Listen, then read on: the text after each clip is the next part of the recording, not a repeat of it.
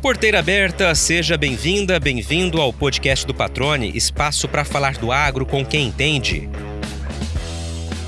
A pecuária sempre fez parte da vida do nosso convidado de hoje, que fala com orgulho da atividade que faz de Mato Grosso uma referência. Filho de um ícone na comercialização de bovinos, aprendeu com o pai que a construção de uma história e a consolidação de uma marca exigem esforço, comprometimento e resiliência. Afinal, quem vive o agro sabe enfrentar altos e baixos sem deixar de acreditar que o amanhã sempre será mais promissor.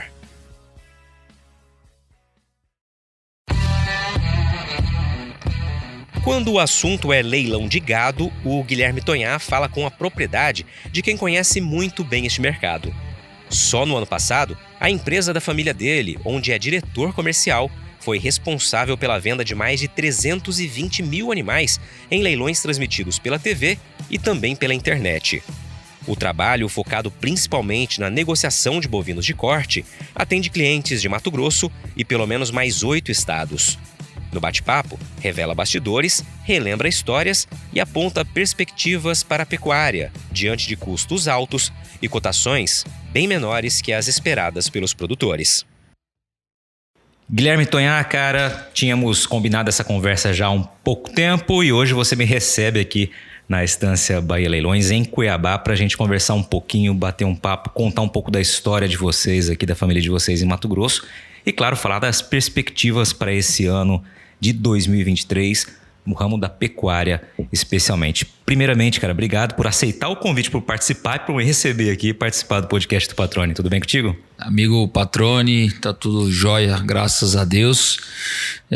Começamos o ano aí animado, né? A gente não pode desanimar, mesmo com todos os percalços e dificuldades que a gente vem passando. E o ciclo, né, da pecuária, ele vem dando uma invertida nos últimos 6 meses e a gente está sentindo bastante, mas a gente tem que continuar animado, né? A nossa caminhada, a nossa jornada, ela não é só de alguns meses ou de um ano, né? A gente tem que pensar no futuro, pensar no que ficou de aprendizado também no passado. Nós vivemos bons momentos na pecuária de 2019 até início, até meados de 2022, né? Então foram bons momentos, bons preços, deu para o pecuarista realmente capitalizar, deu para se organizar. Então novos momentos, novos ciclos agora, um ciclo um pouco não tão otimista que nem a gente estava, mas sem dúvida nenhuma também a gente tem que entender e compreender toda essa mudança de mercado. Interessante você falar disso logo do início, né? Porque você já traz uma característica da pecuária que é diferente, por exemplo, da produção de grãos. Produção de grãos, ali 6 meses, 1 ano você tem ali de preparativo, né, até a colheita e tudo mais. Evidentemente, qualquer percalço no meio do caminho causa um impacto muito grande. A pecuária também sente esses impactos, mas você tem que olhar a médio prazo. Afinal de contas, a gente está falando de um ciclo que envolve mais de 1 ano, 2, 3 anos aí, né, pelo menos. A pecuária, na verdade, eu sempre falo uma coisa, né? O pecuarista, ele tem que aprender muito com o agricultor, né? Eu digo, a gente tem pecuaristas aí exímios, grandes produtores, né, que fazem um belíssimo trabalho no Brasil, no Mato Grosso, mas o legal do agricultor que a gente tem que tirar como lição a moeda deles é soja, é milho, é algodão, né?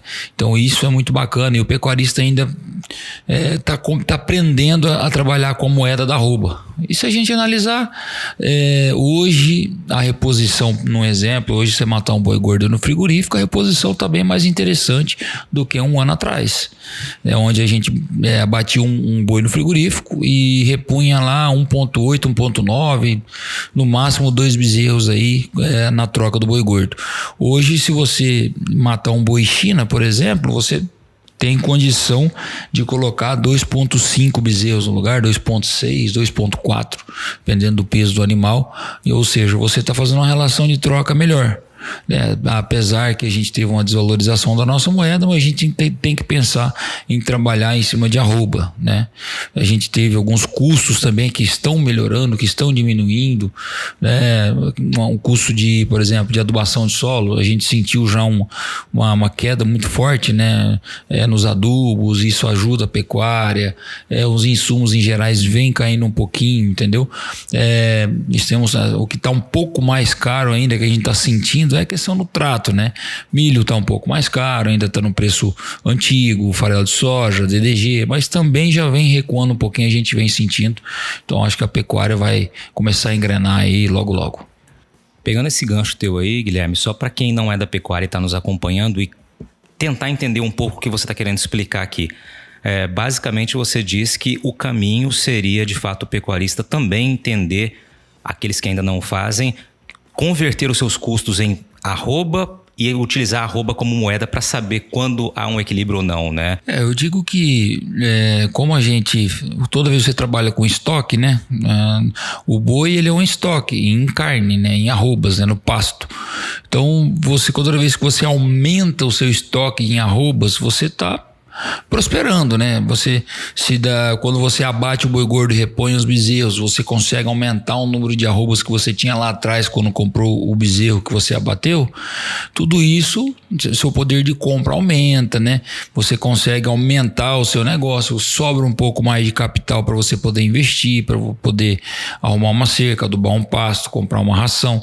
Tudo isso você tem que fazer essa conta e sempre baseando em cima das arrobas. É uma moeda que é a nossa moeda forte da pecuária. A gente tem que falar em cima das arrobas mesmo. Perfeito, cara. Legal já começar desse jeito aqui o bate-papo, já trazendo um pouco de realidade, já fazendo essa provocação, né, de que de fato aí é preciso cada vez mais que aqueles pecuaristas que não enxergam dessa maneira passem a enxergar, até para poder ter um balizamento real da condição momentânea da atividade. Agora vamos, como tradicionalmente a gente faz aqui no podcast, Guilherme, comentar um pouquinho da tua história, né? Você tem um nome conhecido, um sobrenome conhecido aqui em Mato Grosso, mas evidentemente nem sempre foi assim, né? A história da família de vocês vem lá do Agreste baiano. Eu queria que você falasse um pouquinho da história do Guilherme Tonhá, que, claro, precisa começar com o grande Maurição, teu pai. É isso aí, a família nossa é formada pelo Maurício Tonhá, né? Meu pai, que veio para o Mato Grosso no início da década de 80, né? Ele passou num concurso do Banco do Brasil, primeiro na Caixa Econômica em Barra do Garças. Ele veio do interior da Bahia, do Agreste, foi trabalhar em Brasília, de Brasília trabalhava o dia inteiro, estudava à noite e o sonho dele era ser gerente do Banco do Brasil, né? Então olha só, né? E aí com isso ele conseguiu passar no concurso da Caixa em Barra do Garças. Ficou num período curto na Caixa, em torno de 6 meses, e já saiu um concurso do Banco do Brasil, porque o Banco do Brasil tinha na cidade dele, lá no interior da Bahia, cidade de Santana, interior da Bahia, próximo a Barreiras, Luiz Eduardo Magalhães hoje. E aí ele falou, vou pro Banco do Brasil porque depois eu consigo voltar para Santana como gerente, né? Ele queria voltar. E ali filho de produtores rurais também, de sitiantes, né? Positivo. Meu pai, ele veio do campo, né? Desde pequeno, filho de pequenos produtores, passando toda a dificuldade, né? Que era o Agreste baiano, né? O sertão, realmente pegava anos de seca lá, onde dizimava praticamente todo o rebanho de pecuária, depois voltava era muito difícil, né? Porém, sempre na batalha, lutando. Meu avô sempre uma pessoa de muita fibra, né? Trabalhando de sol a sol lá e conseguiu formar os filhos, conseguiu dar uma condição de vida razoavelmente boa para que conseguisse todos eles estudarem, todos eles formados e trabalhando. Meu pai foi o único que não formou, foi formado só na Vita, saiu muito cedo de Santana, né? Foi trabalhar em Brasília com o tio, vendendo embalagens em feira, na feira de Guará, Ceilândia, Taguatinga, em Brasília. Então foi uma luta muito grande. E estudava à noite, né? Fez o 2º grau à noite e passou no concurso da Caixa, como eu havia falado, para Barra do Garças. Ficou 6 meses na Caixa de 6 meses, aí surgiu a oportunidade de ele fazer um concurso para o Banco do Brasil, e ele fez esse concurso em Cuiabá, fez o concurso, conseguiu passar no concurso e foi direcionado para a agência em Água Boa, que estava sendo, naquela ocasião, ia ser aberta em Água Boa a agência. Água Boa era um distrito, lá era pequena demais ainda, tinha em torno de 1.500 habitantes, estava iniciando a cidade e ele foi. E de lá ele construiu a vida dele, né? Foi mostrando, foi sempre no comércio, sempre gostou, né, no Banco do Brasil, mas ele, desde aquela época, né, que ele saiu de Santana, quando ele foi para Brasília, trabalhava com comércio, vendendo embalagens, negociando, então sempre gostou muito desse trabalho de negociar. E no Banco do Brasil ele ficou até início dos anos 90, onde começou a conflitar um pouco, por ele gostar muito de fazer negócio, comércio. O Banco do Brasil ele tinha algumas políticas que os funcionários não poderiam fazer negócios fora do banco. E então ele saiu do banco, né, pediu uma licença, prêmio, e começou a fazer negócios em Água Boa, onde ele pensou em montar um supermercado, montar loja de material de construção. E ele, como ele sempre gostou de gado, ele viu, tinha um recinto da UDR, né? E abandonado lá, muito tempo sem fazer leilão, desde no início da década de 80, isso já era início de 90, né? De 90, 91. E aí ele resolveu entender um pouco mais de leilões. Foi viajar ao Brasil, vendo alguns leilões, entendendo como que realizava, e voltou para Água Boa e fez uma inauguração em 91. Abril de 91, ficou uns 6 meses viajando, conhecendo. Em abril de 91 ele fez o primeiro leilão dele. E foi em parceria com um rapaz de Barra do Garças, que tinha uma empresa menor lá, que foi ajudando e auxiliando meu pai. Depois de algum tempo ele foi fazendo sozinho. Até no primeiro leilão, foi muito interessante essa fala. O primeiro leilão foram vendidos 230 animais no primeiro leilão. E uma coisa muito interessante, isso bem depois, né, 21 anos depois, no mega leilão de 2012, nós fizemos um leilão de quase 41 mil animais, 40.941 animais em uma tarde só, e a média do lote era 230 animais. Ou seja, nós realizamos o primeiro leilão com 230 animais total, e 21 anos depois a gente fez um leilão que a média dos lotes era 230 animais. Foi muito legal isso aí. Cara, sensacional, né? E assim, relativamente num período curto de tempo para conseguir todo esse sucesso. É claro que não foram apenas sucessos, né? A gente teve aí, vocês enfrentaram também dificuldades ao longo do caminho, isso é natural, mas sempre com uma perspectiva muito grande de olhar adiante, né? Eu acho que esse é um dos segredos aí que vocês sempre colocaram em prática. Sem dúvida. Sempre buscando inovar, né? Estância Bahia, a gente sempre fala que os nossos... algumas coisas que a gente segue bastante, arrisca, né? Ousadia, esse jeito de ser nosso, a gente tem uma ousadia muito grande, trabalha muito a questão da credibilidade, a transparência, né? São lemas que a gente leva e trabalha afinco aqui dentro, né? Com toda a equipe, com toda a família, né? A gente trabalha com a família unida aqui, minhas 2 irmãs, meu pai, minha mãe, nós trabalhamos todos juntos aqui, né? Então isso é muito importante. E uma coisa que a gente iniciou a Estância Bahia em 91, né? Eu tinha apenas 5 anos na ocasião, e depois a gente começou a trabalhar junto. Eu já tinha meus 18 anos, né? Quando eu comecei a trabalhar junto com meu pai, e foi um aprendizado, né, cara? Um aprendizado, porque a gente foi adquirindo experiências e assumindo responsabilidades desde de novo, né? É uma coisa bacana que eu vejo que meu pai, ele deu toda essa credibilidade pra gente, foi ensinando a gente a trabalhar, colocando mais trabalho, né? E responsabilidade.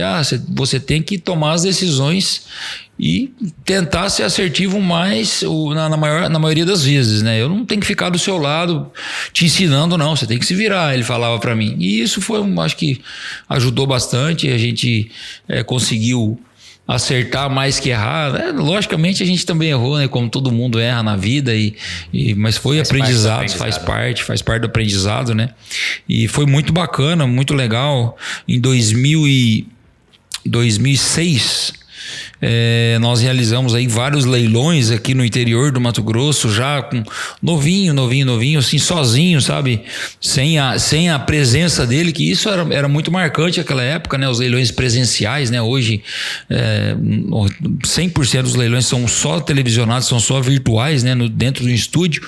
E antigamente, os leilões presenciais você tinha que conversar com os clientes, organizar toda a estrutura do leilão, né? Arrumar buffet, arrumar recinto, conversar, arrumar a parte documental do leilão para liberação.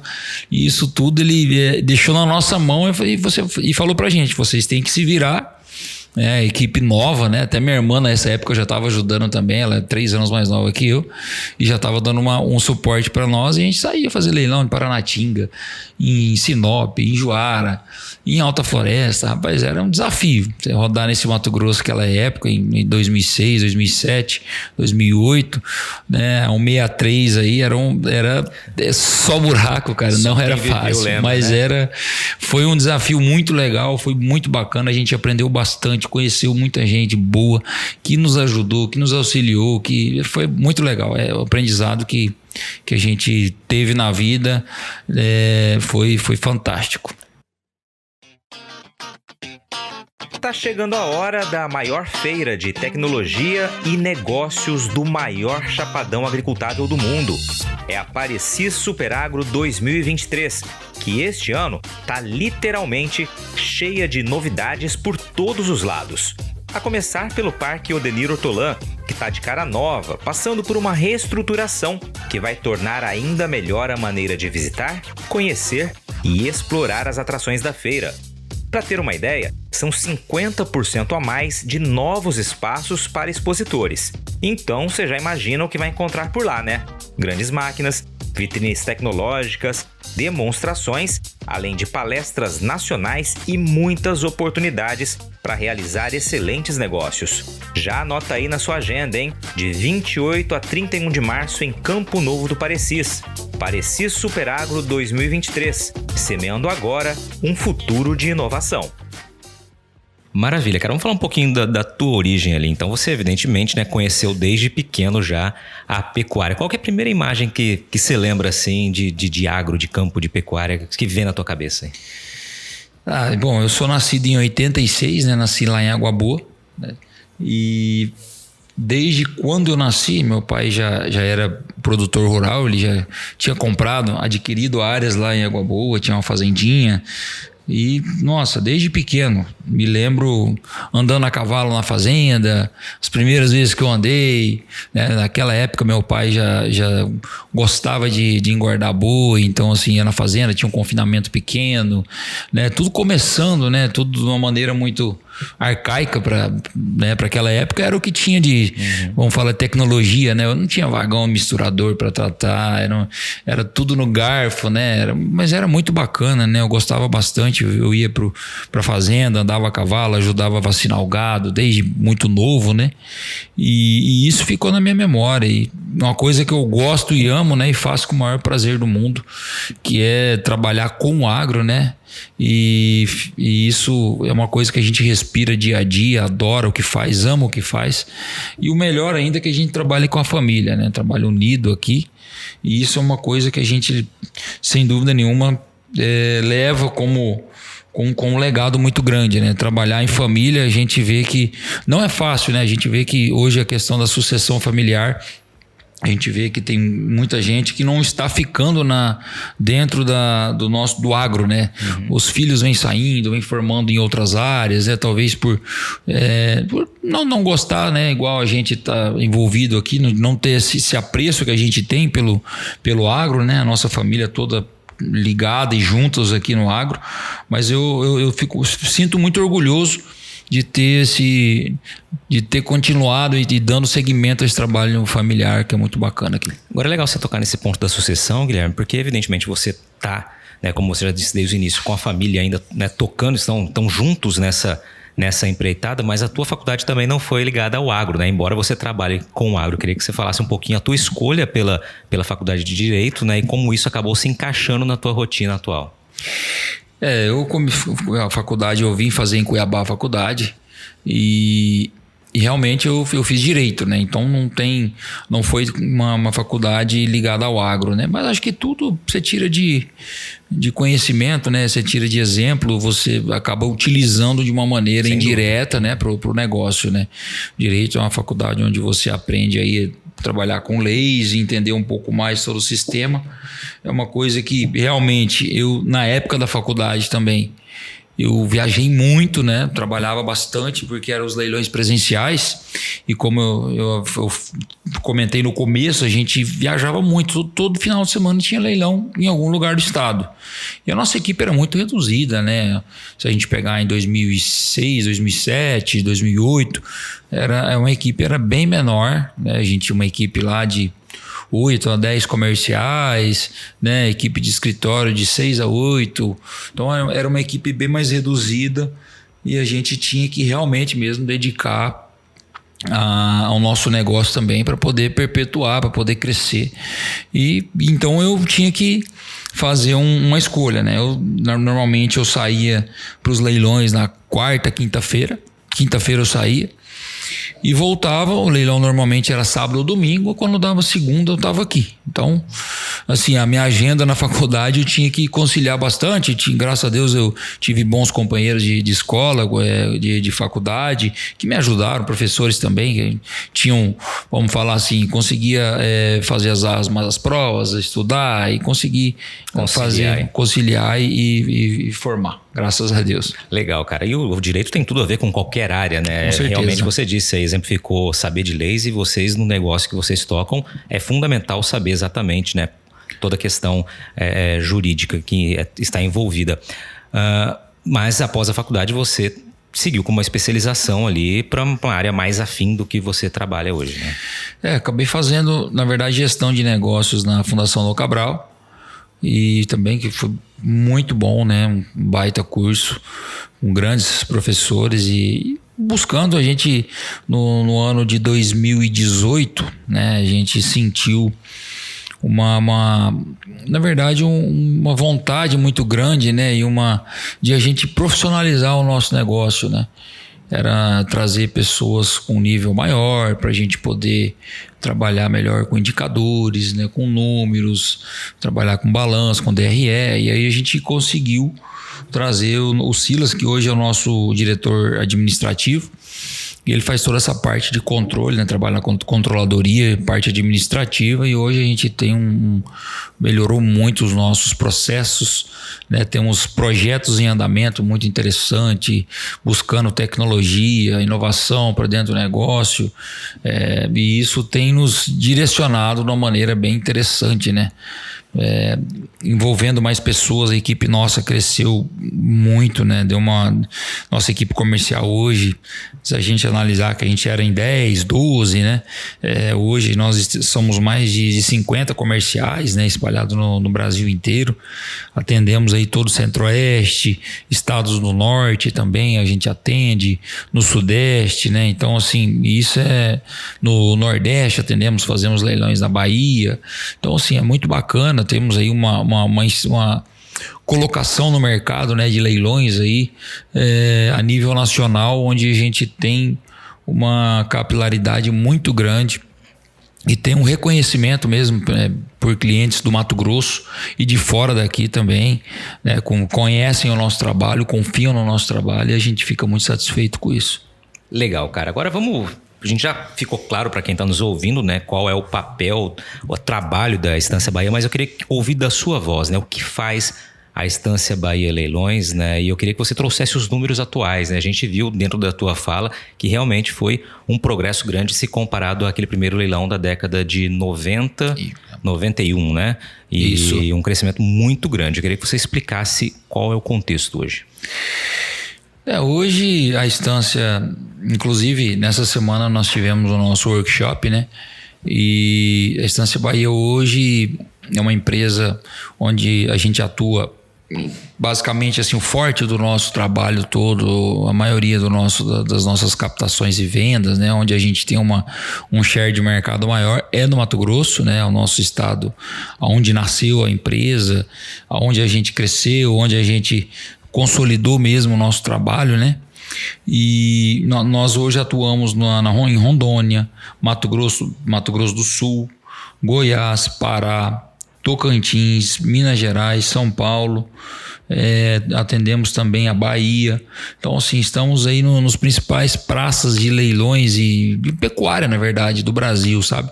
Então, com isso a gente foi desenvolvendo e montando pontos, né, nas principais praças, né? Hoje a gente tem escritório nesses lugares onde eu comentei e atendemos também com os leilões virtuais, né? Hoje são mais de 1.000 horas de televisão, né? E se a gente analisar com o leilão também só pela internet, né, que ele é televisionado e tem o só pela internet. Pela internet nós fazemos aí em torno de 70 leilões por ano, gerando aí pelo menos aí mais 500 horas de aplicativo, né?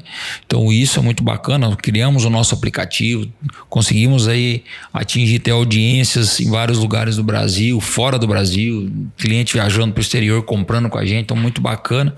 E com isso a gente conseguiu chegar numa marca de mais de 320 mil animais ano passado de vendas, né? E na sua maioria gado de corte, né? Temos aí uma oferta aí de em torno de 15 mil animais de genética, né? Que são vendidos, que desses 15 mil animais aí eles mais ou menos chegam um faturamento de 20%, né? Que são animais de valor agregado, né? Então é bem interessante também. A gente foca muito em leilões de produção, que a gente sempre fala, pensando sempre na pecuária real, sabe, Patrone? Nós não gostamos de vender vaca de milhão, cavalo de milhão, né? A gente costuma falar, não é o nosso perfil. Nosso perfil é vender o bezerro, é vender um reprodutor PO para um cliente, né? Focado na pecuária de produção, de gado de corte, gado também de genética, mas focado na pecuária de produção. Uma coisa palpável, uma coisa que a gente, né, no meio que a gente vive e de onde a gente veio, né? Legal, cara. E aí, assim, deu para ver que os números são, né, gigantescos. Esse ano a perspectiva de vocês é fazer cerca de mais de 300 leilões durante o ano, é isso? Isso. Esse ano é fazer em torno de 300 leilões, né? Cada 1,2 dias aí um leilão. Tem nos finais de semana onde eles realmente são realizados com maior força, né? Tem finais de semana que a gente realiza lá 5, 6 leilões, né? Meio de semana nós hoje temos a modalidade do aplicativo durante o dia. Começamos aí em torno das 4, 5 da tarde, em alguns dias de semana, né? Mas na sua maioria, como eu já falei, nós realizamos nos finais de semana. Tem dias que nós temos aí 2 leilões concomitantes, né? De manhã, por exemplo, domingo cedo, nós realizamos praticamente todo domingo tem um leilão pela televisão e um leilão pelo aplicativo, pela internet, né? O leilão da televisão, ele é transmitido pela internet também, e tem um leilão que é somente pela internet, né? Então, todos os leilões que são da TV, eles também são replicados na internet, e tem um leilão que só é pela internet. Então, hoje a gente tem essa estrutura de estúdios aqui, né, que a gente pode realizar mais de um leilão, né, no mesmo tempo, né? E montamos aqui essa estrutura, temos uma unidade móvel, né, para poder fazer essas transmissões dos leilões televisionados, né? Então tudo isso foi construindo com o tempo, né? Uma estrutura de estúdio boa para a gente poder atender bem os clientes que venham aqui também para realizar os seus eventos com a gente, né? Então isso dá total comodidade para esses clientes. E sempre nos finais de semana que a gente fica com um volume de pessoas em torno de 30, 35 pessoas envolvidas no leilão, né? Então a gente precisa ter uma estrutura boa para atender esse pessoal. Hoje 100% dos leilões que vocês realizam já não são mais presenciais? Quando a gente teve a pandemia em 2020, né, em março, né, a gente estava saindo, né, de uma crise, de uma dificuldade, onde o boi ali 2015 ele chegou a ter bons preços, né? Depois ele acabou recuando. 2016, 17, 18 nós tivemos vários momentos difíceis da pecuária, tivemos a carne fraca, tivemos a delação do JBS, tivemos questão do impeachment da Dilma, tudo, né, nesses anos onde nós tivemos uma dificuldade muito grande. A pecuária sofreu muito com isso. E o preço do boi ele chegou na casa dos 160, 155, 160, 165 lá em 2015. E o boi voltou para 125 a 130 reais dentro de 16, 17 e foi começar a melhorar em 2019. Então passamos momentos difíceis da pecuária, onde o que a gente tinha que fazer? Enxugar os custos para poder sobreviver. O mercado veio decrescendo, todo mundo foi desanimando da pecuária, a movimentação da pecuária, as vendas foram diminuindo e a gente foi buscando alternativas para poder e mitigar os custos, diminuir custo, parar com várias atividades que a gente viu que não estava dando resultado, e uma delas a gente diminuiu leilões presenciais, porque a gente começou a fazer conta, o ponto de equilíbrio para fazer um leilão em Juína, a gente tem que gastar X, faturar tanto e tal, e começou a ver que estava ficando difícil a conta. O que a gente fez? A gente já tinha uma estrutura de unidade, tinha uma equipe bacana, nós falamos, vamos trazer esses leilões só para virtual, dentro do estúdio. A gente já tinha o know-how de filmar os animais e tal, tinha uma equipe bacana. Então a gente começou a filmar os animais, começou a migrar dos presenciais para os leilões somente virtuais. Então a gente pega 16, 17, quando foi 18 e 19 a gente já fazia em torno de 75% dos leilões já eram 100% virtuais. Então, quando chegou em 2020, março, preparado para a mudança. Foi muito fácil virar a chave, assim, a gente foi um passo à frente de outras empresas, do mesmo ramo que o nosso, que não tinham se preparado, e a gente deu essa sorte da gente já estar se organizando e pensando realmente no futuro, porque hoje a gente viu que na pandemia não tem a necessidade real de você estar em todos os lugares, Hoje você faz reunião pelo Zoom com muita facilidade, pela internet, com teleconferência, videoconferência, Então fica muito fácil de você conseguir atingir o público. E o mais importante que a gente conseguiu, Patrone, de fazer esses leilões virtuais de uma maneira que gerou uma credibilidade muito grande para os clientes. Porque nós fomos a primeira empresa que começou a pesar os animais 100%. Ou seja, se quero vender com a Estância Bahia, você precisa ter estrutura na fazenda para pesar os animais, ou a gente tinha uma estrutura móvel de pesar, uma balança móvel. A gente criou essa balança justamente para não ter desculpa do cliente falar, não tem uma balança na fazenda. Eu falei, não, mas a gente tem uma balança móvel que a gente instala no seu curral para pesar os animais. Ou seja, se a gente analisar que o boi é uma commodity como soja, como milho, como algodão, você precisa saber o que você está comprando.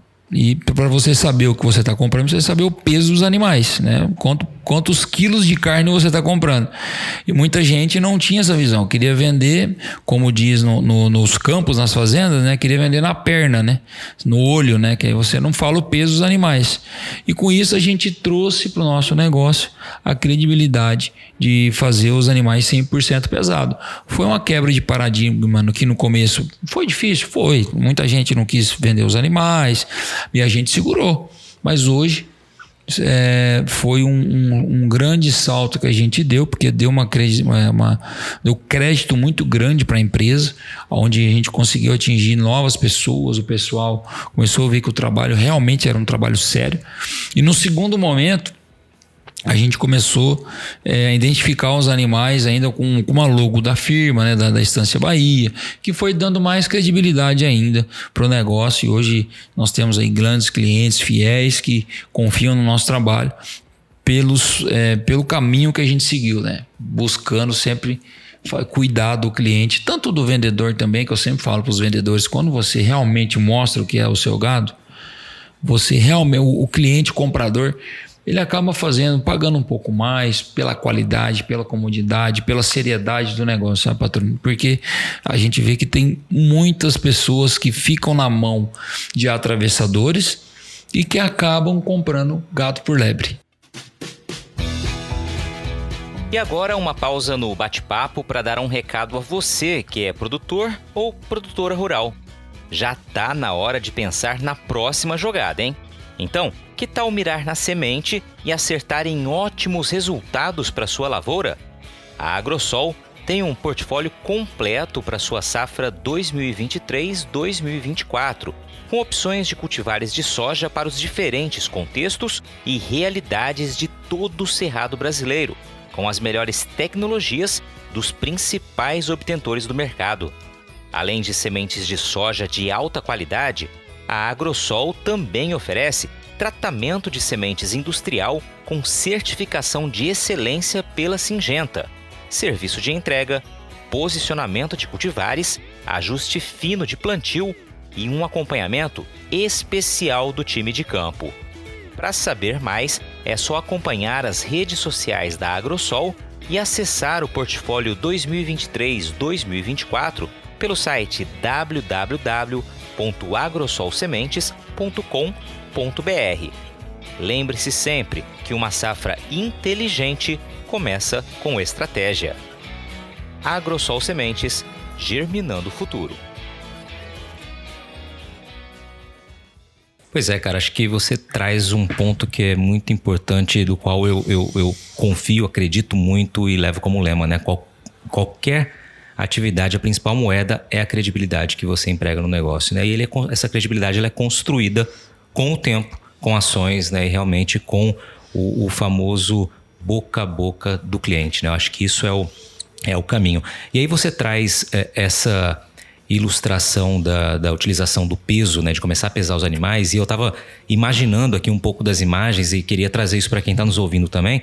Imagina um leilão ali virtual, então com um lote muito grande, como você citou um exemplo do leilão de 2012, se eu não me engano, que cada lote tinha 230 animais, 230, né? Isso. Então você vê aquela imagem muito rápida passando, você não tem absoluta condição de saber qual é o peso do animal, a não ser que tenha realmente alguém que afira, que ateste aquela informação.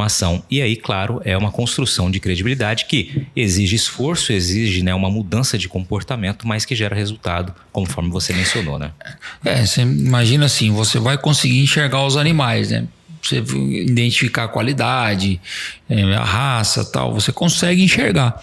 Mas vamos falar, para você criar, ou vamos falar, calibrar o seu olho, né, para você entender, esse gado pesa por volta de tanto. É a mesma coisa.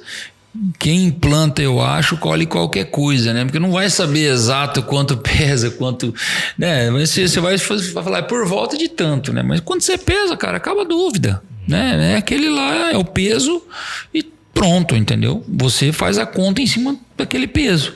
E cada um tem sua conta, né? A pecuária, ela é muito dinâmica, ela é muito interessante porque ela é muito dinâmica. Cada um tem sua conta, né? Tem gente que trata, tem gente que tem um subproduto dentro da fazenda, tem gente que faz integração lavoura-pecuária, então ele tem um pasto de safrinha, onde o animal ganha mais peso, e cada um tem a sua conta. Então, né, eu digo que é muito interessante. Tem um que vai pagar um pouco mais, que vai sempre poder pagar um pouco mais que o outro que talvez não tenha a conta de ter algum produto, algum benefício próximo dele, e ele não consegue talvez sair dentro de um preço que o outro pagou. Ele fala, o outro está comprando muito fora do mercado, mas você não sabe a conta dele. Talvez aquele cliente tenha algum produto guardado lá, comprou, por exemplo, um milho mais em conta, comprou um DDG, né, que a gente tem, o Mato Grosso ele é muito rico hoje em subprodutos, né? Então hoje você pode reparar que no volume a gente é mais de 32 milhões de cabeças, e nós temos aí grandes frigoríficos aí, na verdade temos grandes confinamentos também, confinadores aqui que fazem um trabalho excepcional aqui. Nós temos regiões muito fartas de subprodutos, né? Isso traz uma competitividade muito interessante para o Mato Grosso, e cada um tem sua conta. Então é muito bacana quando você coloca o peso, você tira, sana todas as dúvidas, e o pecuarista só ele fazer a conta do lucro ali, enquanto o leiloeiro não bate o martelo. É muito bom, cara. E aí, só pra gente ilustrar aqui, Guilherme, você citou toda a estrutura que vocês têm, falou dos escritórios fora. Hoje, é claro, vocês têm unidade de produção para filmagem, tem estúdio. Hoje, qual o tamanho do time de colaboradores de vocês? Hoje a gente, vamos falar diretamente, em torno de 140 pessoas, indireto vai mais de 200, né? Que alguns empregos, vamos falar, terceirizados, e alguns que prestam serviço para nós.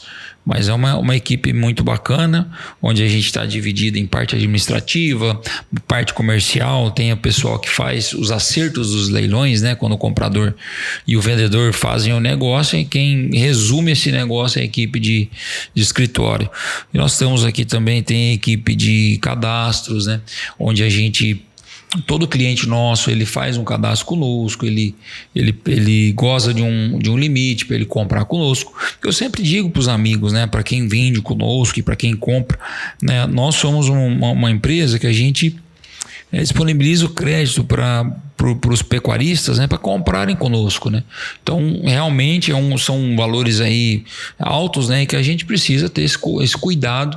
E cuidar dos vendedores também, porque nós somos a única empresa do Brasil que garante a operação para o vendedor, né? Ou seja, se tiver algum problema de recebimento, a Estância Bahia paga do bolso o vendedor. É a única empresa do Brasil que faz isso. Então é uma coisa bem interessante, né? A gente fez todo esse trabalho porque a gente realmente conhece a nossa carteira de clientes, tem uma carteira muito sólida, muito boa, e nós temos realmente um cadastro aqui que a gente olha com muito cuidado, né, para a gente poder liberar o crédito para as pessoas aí que nos confiam comprando aqui os seus animais conosco. Beleza, cara. Só para a gente entender aqui, Guilherme, como é que é a tua rotina? Como é que é tua semana aí? Você já falou que fim de semana é onde vocês têm ali a maior ação de leilão virtual na televisão. Como é que é o dia a dia do Guilherme? Eu cheguei aqui há pouco e você estava no telefone atrás de ligação, botou no modo avião aqui pra gente conseguir bater esse papo. Pois é, na verdade, eu até brinco, os amigos brincam, mas quando que você descansa? Eu falei, rapaz, segunda-feira? Eu falei, rapaz, segunda-feira é segunda-feira. 6 horas da manhã já começa o telefone a tocar já. Verdade, assim, eu digo, quando você faz o que você gosta, cara, o que você ama, você acaba divertindo também, né, patrônio? Eu acho que onde esse ambiente que a gente vive, né, cara, pecuária, o agronegócio em si, não só a pecuária, a gente tem vários e vários clientes, amigos que são agricultores, né, também que entraram na pecuária depois, né, começaram primeiro na agricultura, e aí você acaba gostando desse meio, né, acaba tendo nos finais de semana a gente tem o grosso dos leilões, a gente trabalha aí sábado, domingo, segunda-feira não tem como não estar aqui cedo no escritório, né?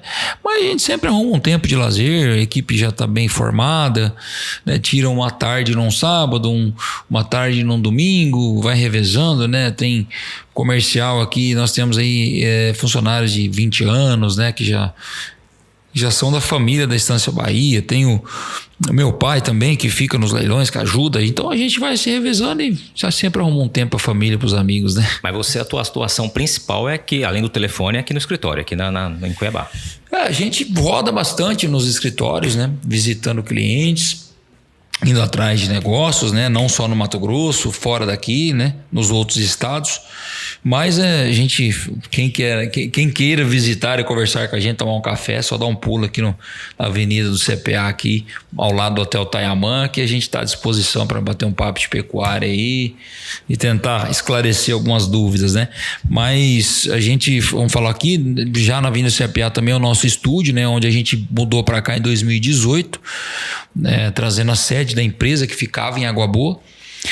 Onde veio toda a parte administrativa, financeira, né? Nós trouxemos todo o coração da empresa para cá, para facilitar, né? Quando você está na capital, a logística é muito mais fácil, né? Você consegue atender pessoas de outros lugares do Mato Grosso, mas com maneira mais ágil também, né? As pessoas sempre estão aqui na capital, então você sempre está recebendo algum amigo de fora, muito bacana. E a gente, dentro dessa nossa rotina aí, essa correria boa nossa, né? Esse trabalho aí, até a mais do normal, né? Que são nos finais de semana, né? A gente acaba gostando, sempre tá com a família também unida, é muito importante, a família nossa, minha esposa, minhas irmãs, né? Minha mãe sempre estão conosco aqui no escritório no fim de semana, isso é muito gostoso, né? A família tá junto, então a gente trabalha com uma grande família, envolvendo a família dos colaboradores, fim de semana semana aqui é bacana, que a gente sempre tem a criançada correndo aqui no meio do estúdio e é muito gostoso, né? Importante trabalhar com um ambiente desse, né, Patrone? Você está ouvindo o podcast do Patrone, agroinformação com quem entende.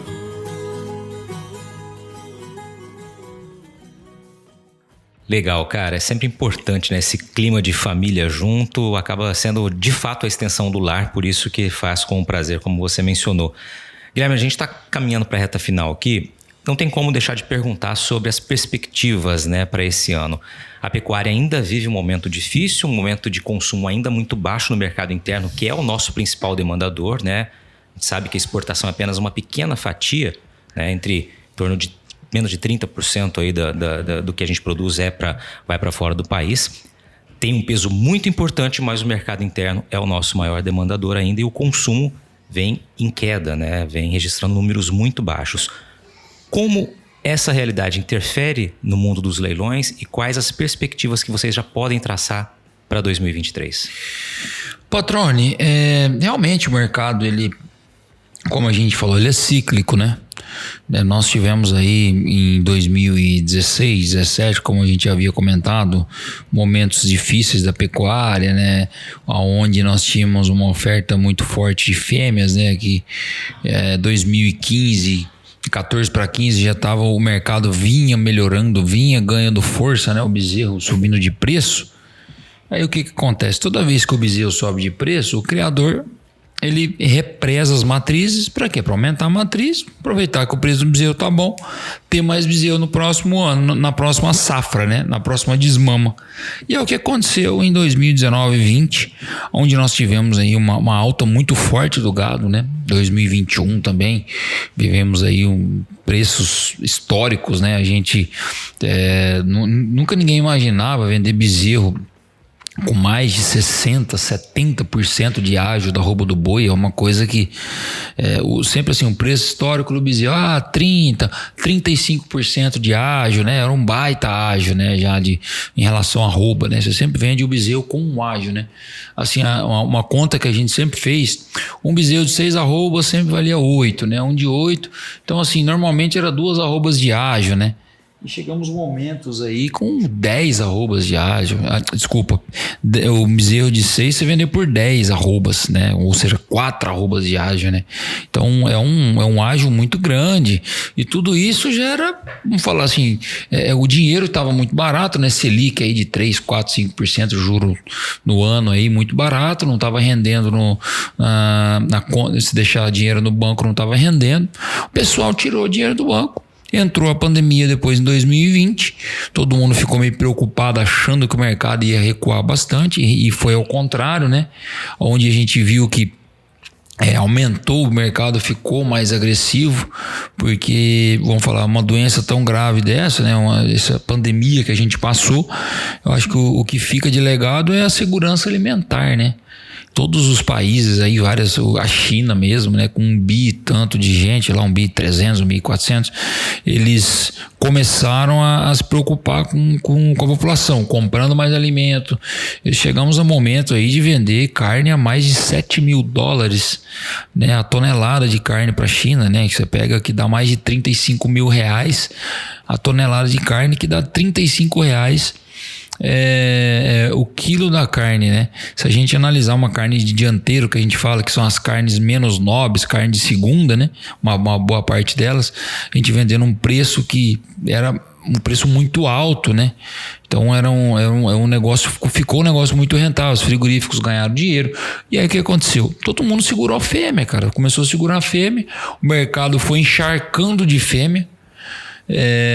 A gente vê que outra coisa que a lavoura tá muito rentável, então começou a tomar muitas áreas de pastos, e mesmo assim as pessoas elas não se prepararam, não se precaveram em criar novas alternativas, em adubar um pasto, em cuidar, e a gente viu que começou a superlotar os pastos. Hoje a gente vive em algumas regiões do Brasil, mesmo com a chuva que está muito boa esse ano, né, nessa safra, a gente vê que tem pessoas que estão sem pastos, que está sem oferta de pasto hoje. entendeu? Que está sofrendo com isso porque segurou o gado e agora o mercado ele deu uma oferta, é a lei da oferta e procura. O mercado ele encharcou de fêmeas, quando encharca de fêmeas, o que acontece, né? Cai o preço, caindo o preço da fêmea, consequentemente o boi cai o preço, o bezerro cai o preço e a gente entra no ciclo pecuário agora onde a gente vai ver nesse ano, talvez ano que vem, aí um mercado um pouco mais tímido em relação ao que a gente tinha um ano atrás, né? Perfeito, cara, perfeito. E a expectativa sempre é que a gente encontre aí caminhos e políticas públicas que possam fazer a população voltar a ter renda para que, de fato, pelo menos o consumo interno aumente, para que a gente possa estimular, de fato, o ciclo novamente, né? E que você até, só complementando a questão da exportação, nossa exportação é de 20% a 30%, histórico foi próximo a 30%, mas a gente nunca ultrapassou de 30%, e mais de 50% da nossa exportação ano passado foi para a China. Então é muito delicado, né? Você tá na mão de um só fornecedor, né? Então é um risco muito grande, né? A gente corre, e a China a gente sabe que eles tem alguns problemas lá, assim, vamos falar, eles não têm os mesmos princípios que os nossos, né, nas negociações, né? Então é um risco muito alto, é muito grande. Nós precisamos aí ter políticas públicas, né, do nosso Ministério da Agricultura que nos ajude a abrir novos mercados, né? Que nem a gente está vendo, o México está vindo atrás, os Estados Unidos esse ano vai produzir em torno de menos de 800 mil toneladas de carne. E isso eles vão ter que buscar no mercado, e eu acho que o único país que tem para atender eles no mundo é o Brasil. Eles já começaram a exportar com a gente, eles são o terceiro país que mais exporta carne do Brasil, né? Então é o nosso terceiro colocado. Então precisamos aí criar novas políticas, abrir novos mercados. Indonésia que abriu esse ano também. Então assim, trabalhar para que a gente consiga aumentar, mas mesmo assim, uma coisa que você falou e é muito importante, a gente precisa fazer com que o brasileiro consuma mais carne, porque em torno de 75% dessa carne é aqui, a gente vai ter que vender ela aqui. Se a população não tiver condição de comprar carne, realmente o mercado vai ser mais duro, a gente vai ter que trabalhar com a lei da oferta e procura, diminuir rebanho para poder aumentar preço, né? Exatamente, cara, ficou muito bem explicado para quem não conhece muito do assunto também entender como a pecuária de leilões, a pecuária de produção, a elite também acaba sentindo os efeitos, né, como um todo. Acho que fica muito legal nessa tua fala, essa visão mais ampla. Guilherme, estamos no fim aqui, tem um pedaço aqui, uma parte aqui do podcast nessa reta final em que eu sempre provoco o entrevistado, o convidado aqui, nesse caso eu como convidado para que você participe do programa. Tá bem legal essa história aqui, mas vamos lá. É um espaço em que eu te pergunto eu peço para que você cite, na verdade, aquela pergunta que você um dia gostaria de ter respondido e que não lhe foi feita, não só aqui nessa entrevista, mas uma pergunta que você fala, pô, nunca me perguntaram isso, seria legal aproveitar para falar sobre isso agora. Na verdade, uma coisa que a gente, todo mundo fala, o pecuarista, o cara é pecuarista, então ele realmente tem muito dinheiro, né? Eu falo assim, o pecuarista na verdade ele não tem muito dinheiro. Eu falo que ele carrega nas costas, né? Ele tem uma obrigação, ele tem um trabalho muito bonito, né? Que eu vejo que a gente sofre bastante, né? Não é fácil, né? A gente sofre pressões de vários lados, né? O mercado em si, nós temos uma dificuldade muito grande, né, de se comunicar com as cidades também, né? A gente vê que hoje uma coisa que a gente conversa muito aqui dentro da Estância Bahia é como o pecuarista, o agricultor é visto, né, nos grandes centros, né, como desmatador, como que põe fogo nas florestas, né? Mas isso é a minoria, né, dos agropecuaristas que infelizmente eles depredam a nossa imagem, né? A nossa imagem realmente são de pessoas trabalhadoras, de pessoas honestas, que realmente estão aqui com o lema de alimentar o mundo, de buscar sempre estar alimentando de maneira responsável. Hoje a gente tem aí, sempre pensando na sustentabilidade, né? Sustentabilidade econômica, sustentabilidade ambiental, né? Cuidando cada vez mais dos cuidados dos animais, né? A gente buscando ter uma sanidade cada vez melhor. Então, assim, eu acho que isso... Eu queria deixar essa fala para os amigos, né, que talvez não são do agro, né, que são mais da cidade, para entender um pouco mais, né, dessa dor do agropecuarista, né, que a gente está aqui realmente pensando em alimentar o mundo, em trazer a paz mundial, que eu sempre digo que se a gente tiver uma segurança alimentar, é muito difícil haver guerra, né?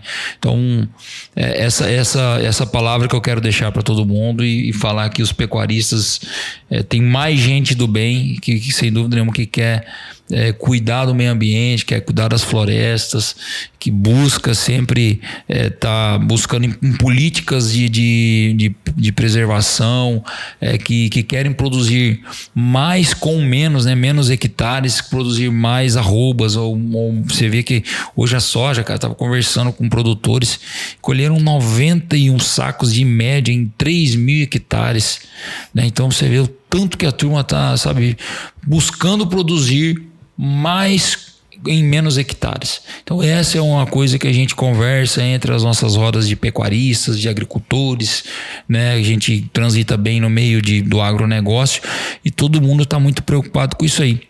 É uma coisa que a gente precisa trabalhar mais, mostrar para o mundo que realmente quem depreda o mundo não são o agronegócio, não são os agricultores, quem depreda são pessoas que realmente têm que ser punidas, né? Quem queima, quem desmata ilegal, eu acho que essas pessoas realmente têm que ser punidas. Mas o agronegócio tem muito mais gente boa do que esse tipo de gente. Maravilha, Guilherme. Obrigado mais uma vez pela tua participação, ter aceitado o convite, cara. Muito bacana. Deixa um abraço pro teu pai, deixa um abraço para toda a família da Estância Bahia. Parabéns pelo trabalho. Obrigado mais uma vez por ter participado. Grande abraço, amigo Patrone. As portas da Estância Bahia estão sempre abertas para você, meu amigo. Abraço. E aí, gostou do bate-papo? Então dá aquela força e compartilha essa entrevista com os seus contatos. E olha, aproveita para mandar aquele feedback dizendo o que você está achando do podcast do Patrone. Pode criticar, elogiar, sugerir temas e pessoas para dividir boas histórias aqui nos próximos episódios. É só enviar uma mensagem lá no Instagram para @LuizPatrone que a gente troca uma ideia, viu? Então, gente, sucesso da porteira para dentro, força e fé da porteira para fora e vamos que vamos. Você ouviu o podcast do Patrone, agroinformação com quem entende.